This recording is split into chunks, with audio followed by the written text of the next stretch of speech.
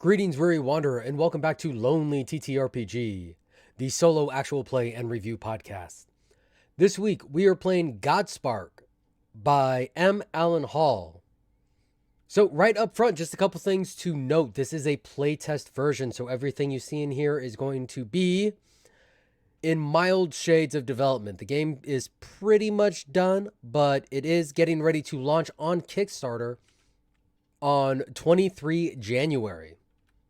So what we have here is the playtest version so that you all, my lovely viewers, will be able to get a sneak peek at this game before it hits Kickstarter.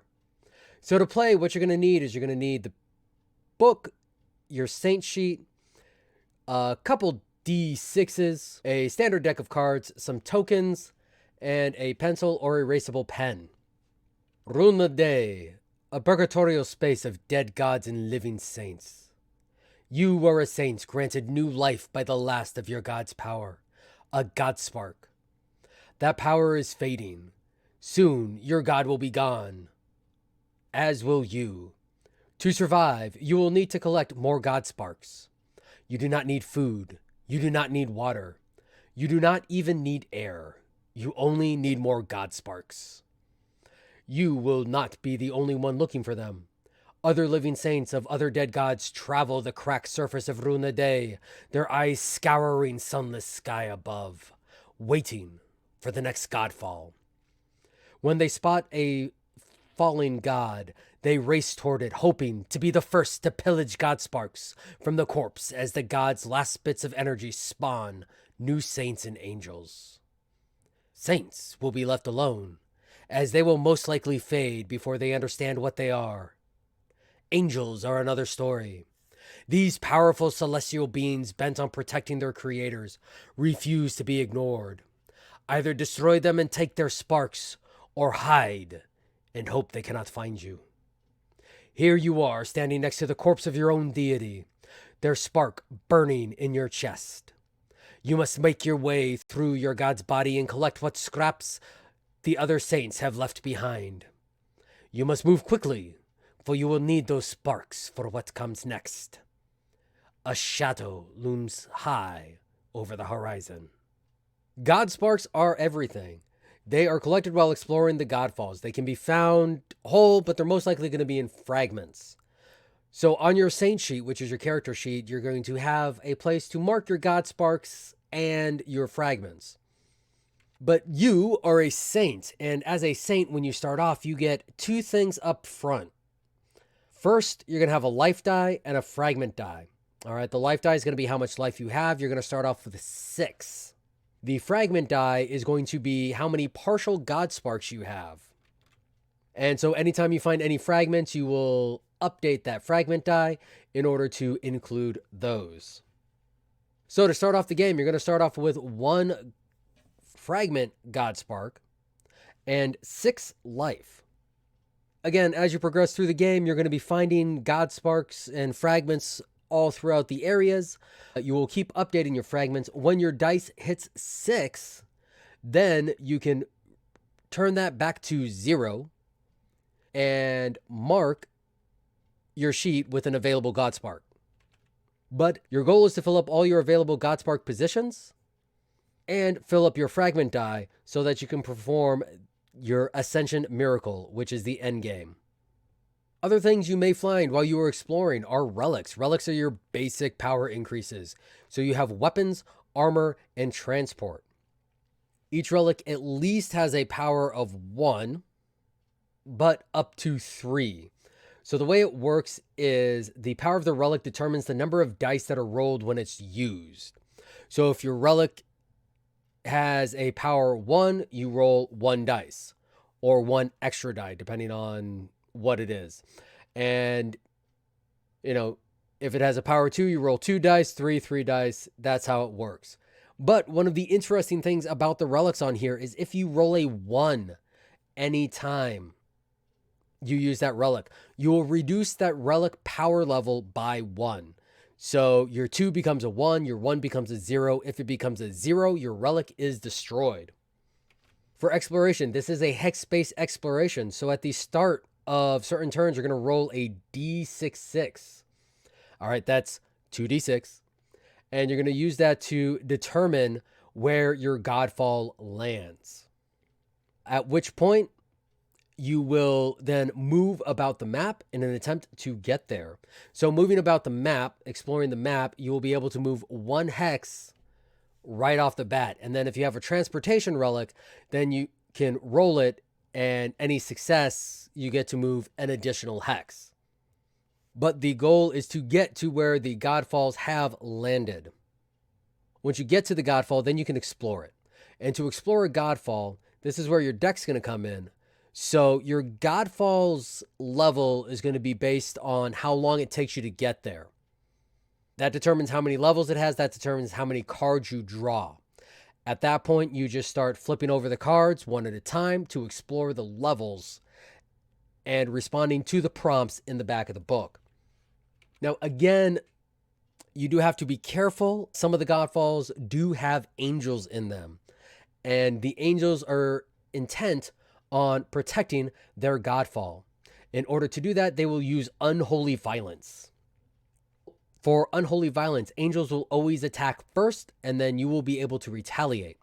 So for an attack, the angel is going to roll their attack die, and you're going to add all that up, and that's going to be the total attack damage. If you have armor, then you get to roll your armor in an attempt to reduce the damage taken to a maximum of 3. So you can reduce up to 3 damage each turn. At that point, you will then reduce the pips on your life die by the damage remaining. Now, if the damage exceeds the amount of pips remaining on the life die, then you kind of have 2 things that you can do. First, if you have an extra life, you will be able to use that extra life, go back up to 6 health, and then reduce any remaining damage.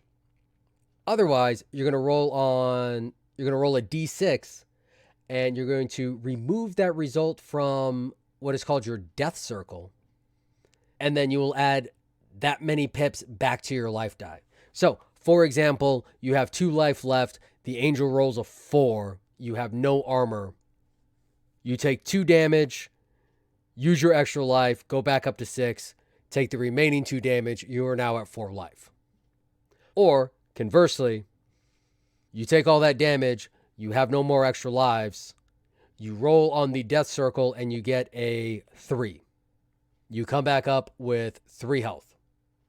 But with the death circle, you do want to mark off what you have rolled, because if you roll that again, then you are martyred. There is no more coming back.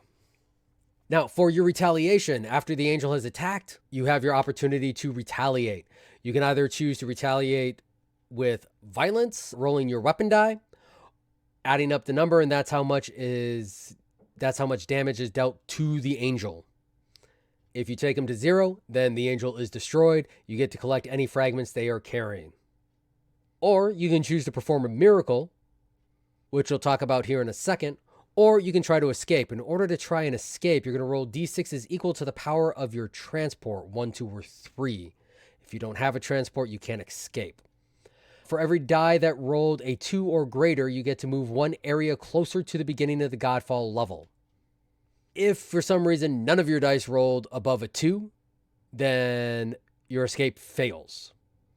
You're going to add up your rolled dice, and if the result is greater than the angel's remaining life pips, the escape was successful and the angel does not pursue you. Otherwise, it pursues you to the new area. If your escape was successful, the angel disappears and you can continue to explore beyond its area.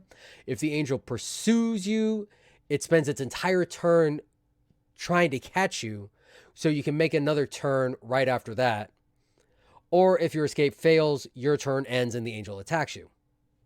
However, if you get back to the final area of the Godfall level and you successfully get out of the Godfall completely, the angel does not and cannot pursue you.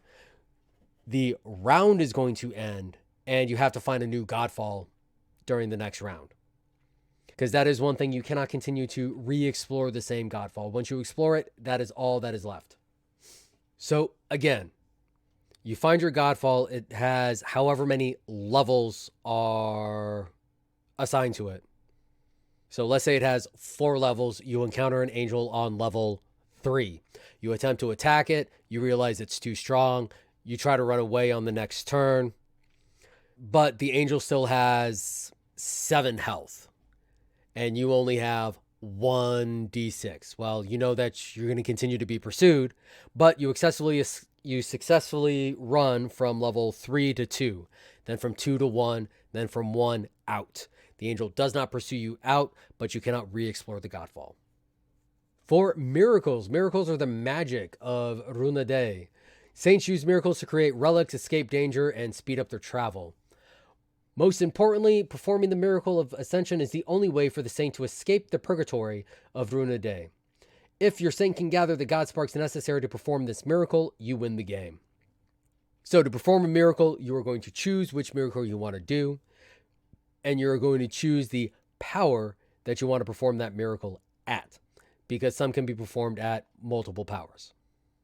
Choose how many of your Godsparks you want to risk performing the miracle, and roll that many d6s. Now, be careful, because anytime you roll a 1, that Godspark is going to fade. However, if the number of dice that roll 2 or higher is greater than or equal to the power of the miracle is successful. If not, it fails.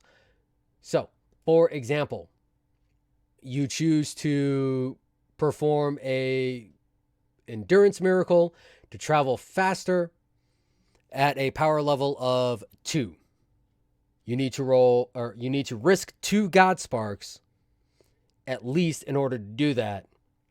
And both of them roll a 3.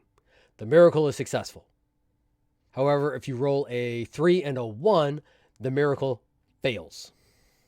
And in addition to failing, you now have a fading Godspark. Now, with these fading Godsparks, they're not completely worthless just yet. You can have up to 4 fading Godsparks at a time, and at any time, you can expend that Godspark in order to re-roll and use whichever roll you want to use. But once you make that roll, then the fading Godspark finally crumbles to dust and is no more. Other things that may happen while you're exploring your Godfall is you might run into other saints, and it is entirely possible that those saints may choose to follow you and become one of your apostles. If you acquire apostles in this way, they're not going to get their own full sheets. All they will have is a power level, and that's going to be the dice that they roll. And you can use your apostles to help out if you are being attacked. So if you get attacked by an angel, after the angel attacks you, it will immediately attack your apostle. If you choose to retaliate on your turn after your attack, your apostle will also attack. If you perform a miracle, your apostle will make an attack after your miracle is complete, as long as you're still in violence. And if you successfully escaped, your apostle does not do anything. Now, we've talked a little bit about martyrdom. Martyrdom is the end of the game for you, because after all, Saints of Runa Day are not exactly alive. So dying again is a complicated process. So there are 3 ways martyrdom can occur. Violence, you lose your last life die, and you no longer have any extra lives. You don't have anything left on your death circle. You have rolled the same number on your death circle. At that point, you are shattered by the attack and the game is over. There's also existential decay. Every round at the end of the round, you will lose 1 pip of life. If you lose your last pip of life this way, you may perform 1 final miracle. If you cannot perform extend life or extension, then you will crumble to dust. As you fall to the ground, you realize what the piles of dirt were that you have been seeing during your travels. Grim memorials to dead saints lying undisturbed in this airless prison. And finally, time. You only have 16 rounds to perform your ascension. If you do not ascend by round 16, what divine energy you do have leaves your body in an explosion of light and sound. So again, to recap the gameplay flow. At the beginning of a round, you are going to cross off the number of rounds in the round roll on your character sheet. If there's an X in any of the God rows For that round, you're going to roll a D66 in order to determine where the new Godfall is. Now you can travel or explore. If you travel, move to an adjacent hex, use your transportation relic if you have one. Once you've done that, you can try to perform any other miracles that you want, reduce your life by 1 pip, and go back to the beginning of a new round. If you choose to explore, then you determine how many levels your Godfall has based on what round it took you to get there. You're going to deal a row of cards face down on the table equal to the level of your Godfall. Flip the first card, resolve the event, move on to the next card until you run out of cards. Once you're done with that, move the used cards to a discard pile, and exit the Godfall. End your turn by performing any miracle that you would like and reducing your life by 1 pip. But before we dive on into gameplay, once again, I do want to mention that we have started a brand new TTRPG travel zine called Wandering Worlds. This is a system agnostic travel zine designed to provide fabulous locations, interesting people, and fun activities for you to use in any of your games. You can pick up Wandering Worlds on DriveThruRPG for just $5 an issue. By all means, please go check that out. It's a great way to help support the podcast. But if spending money is not in your budget, and gods know that it's tough for a lot of people right now, then please, by all means, like, comment, share, subscribe. All of that stuff helps out. At some point, we might get big enough that, some of these platforms that we're posting on will decide to grace us with a couple pennies from the ad revenue. But regardless of all of that, it is now time to dive on into the gameplay of Godspark. All right, so first things first, we need to roll 2d6 in order to determine where our Godfall has landed. And we got Hex 44. So we awaken on parched earth, staring up at a sunless void of a sky, and yet still blazing with light and heat. The only shadow coming from the corpse of now our former god, Triamba, laying next to us. Triamba, the all-seeing god of knowledge and insight. There is nothing else that we can do except to try and salvage what we can. So, because we found Triamba on the first round, there are 4 levels. So Triamba has 4 levels. So 4 levels mean we will be drawing 4 cards to explore. And for the initial level, as we enter into the quickly decaying body of Triamba, we get the Queen of Hearts. A cobblestone street, small houses stand to either side, dark, cold, and decrepit. At the corner, a small fire burns in a metal barrel. This space is empty. So, unfortunately, right off the bat, our god has not favored us with any fragments. So we dive deeper and find a 10 of hearts. A large chamber with rows of desks. It is a mess. Furniture destroyed, books and paper everywhere. The smell of char and ozone fills the space. At your feet, a body is dressed in a dark robe, the same size as your own, but with sharpened teeth and claws.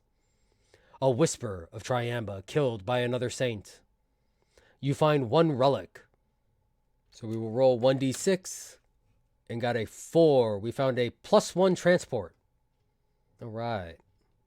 So it would seem that this whisper was attempting to waylay some other saint, but landed on the saint's ox cart.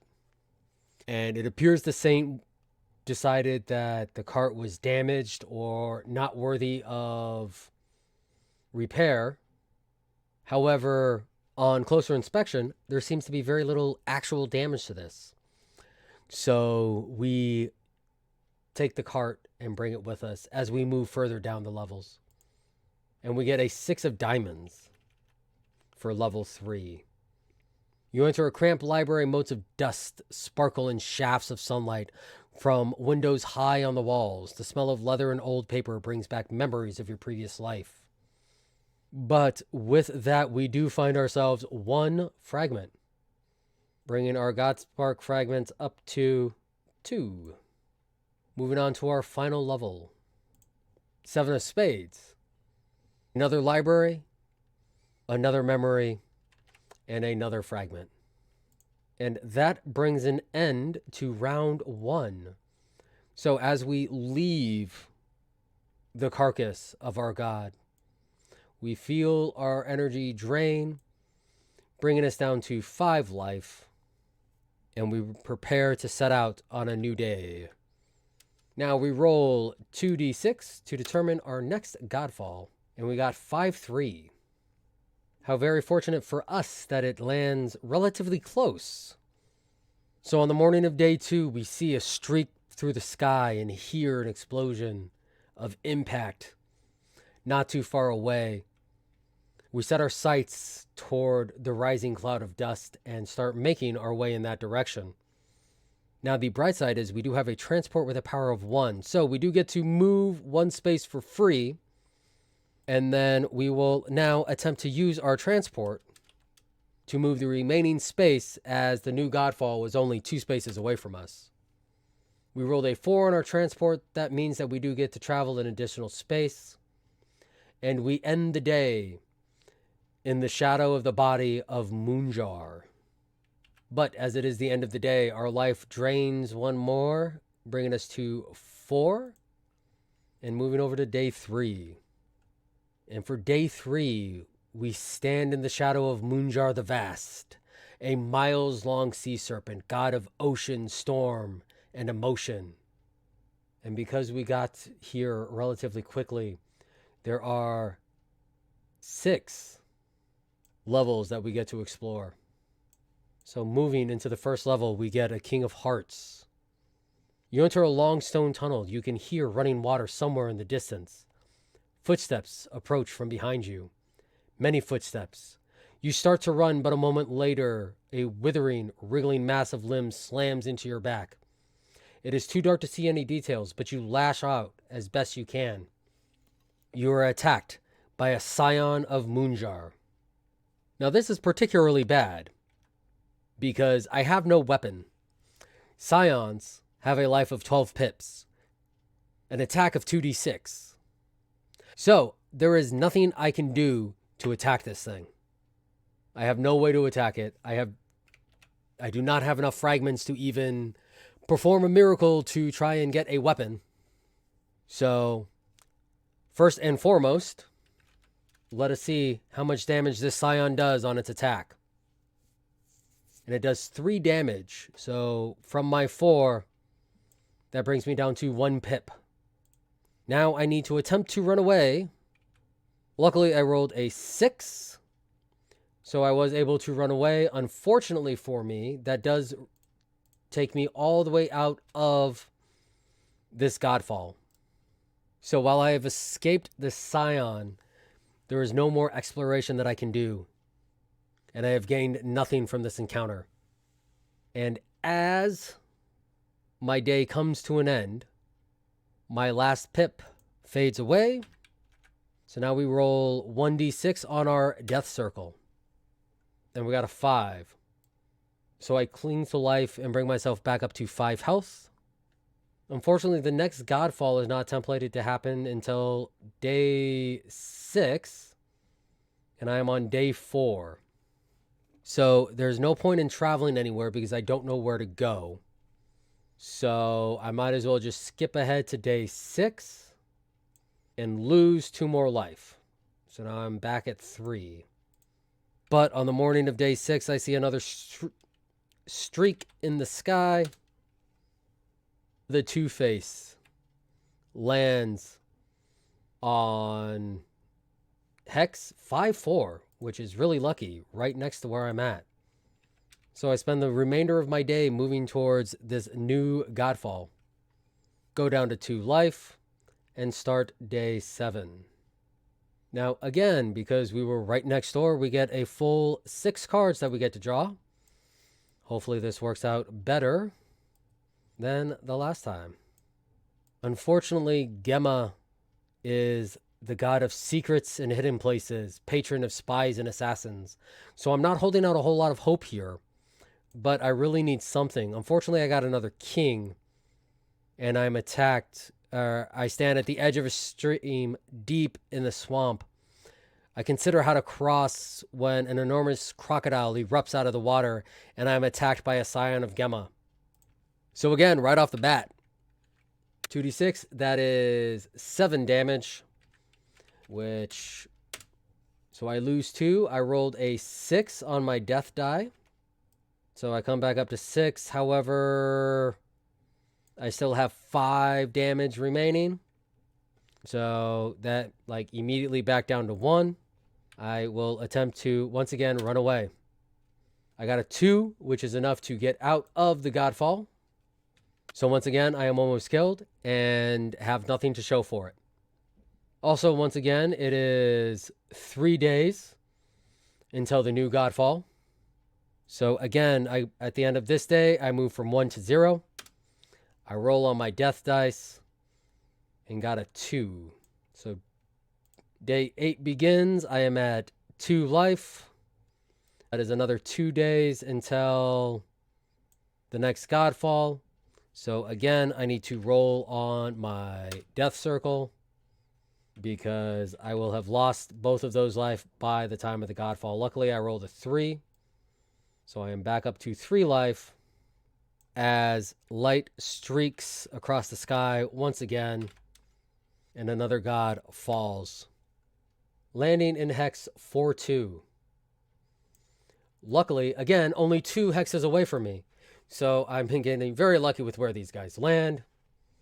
Beginning my travel, I move 1. I will use my transportation relic to move the remaining hex as I rolled a 3. That ends day 10. My life drops down to 2.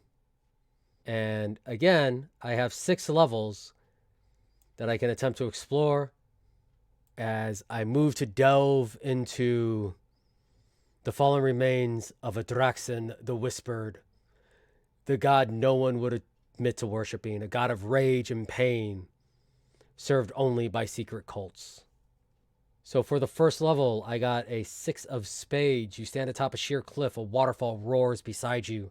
As you watch, the water runs in rivers of red blood. However, luckily, I do find a fragment along this waterfall, bringing me up to 4 Godspark fragments. Delving deeper, I get the Queen of Spades, where I walk into a pitched battle between a saint in a suit of hydraulically powered armor and a four-armed cyclops, an aspect of a Draxan. The saint blasts the aspect with an explosive, knocking it toward me. I can take 1 action of unholy violence, and then the aspect gets to its feet and attacks both me and the other saint, the saint called Nyx. And while Nyx could potentially join me as an apostle, unfortunately, I still don't even have a weapon. I have no way of attacking. So as this aspect turns toward me, one of the strongest angels in the realm, there is no defense that I have, nothing that I can do as it strikes out upon me, and I am no more. So that is Godspark. So initial thoughts. All right. And again, take a lot of this with a grain of salt because this is the playtest. First and foremost, I love the vibe of this game. This has a really great vibe to it. This does have a really strong vibe.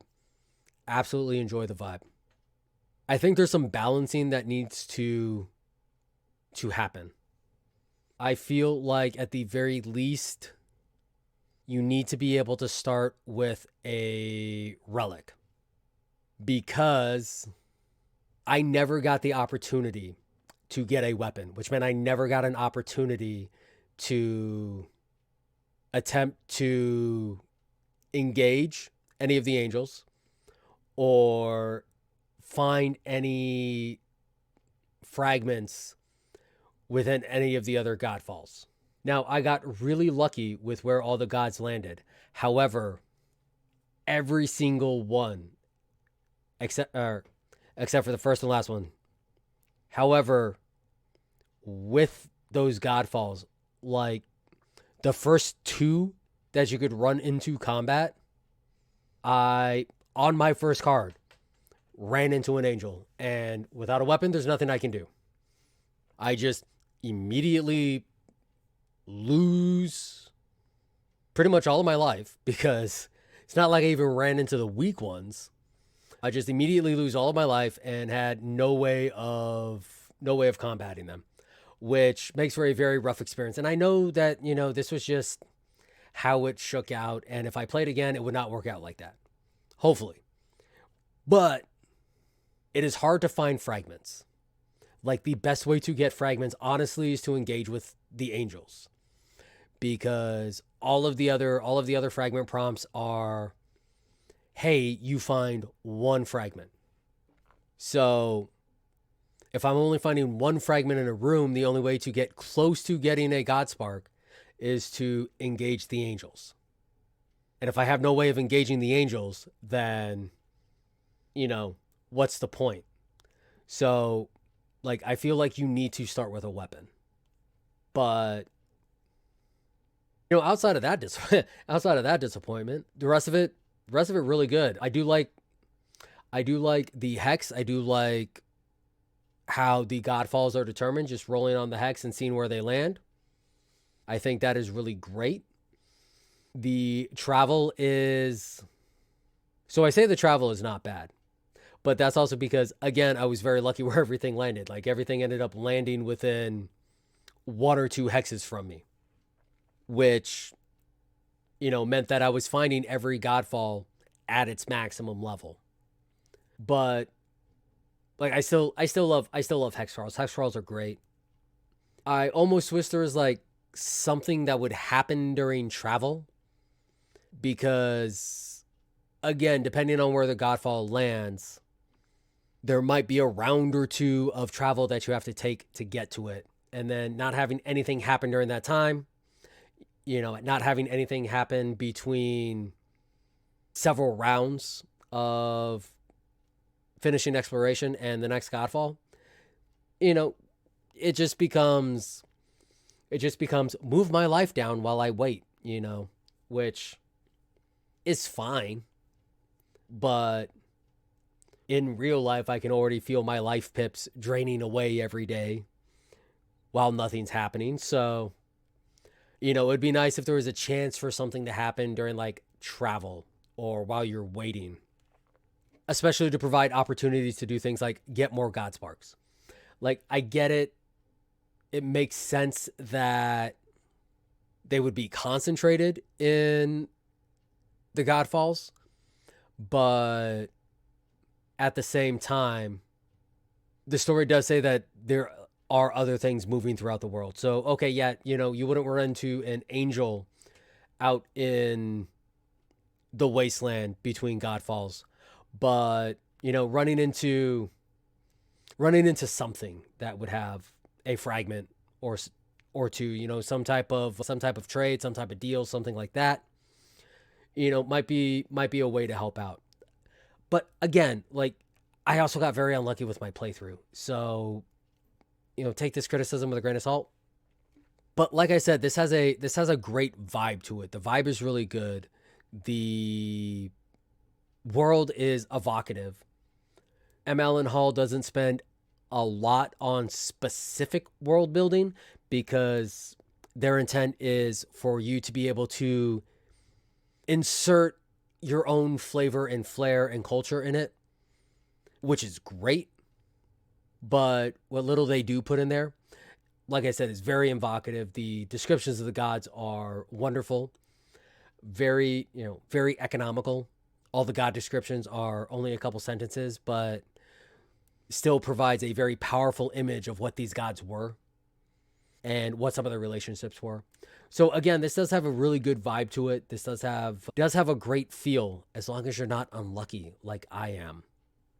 But if you would like to test your luck and hopefully perform a couple miracles of your own, then you can find Godspark on Kickstarter. For any future listeners, that means that I will have the link in the description down below. So go ahead and click on it, check it out.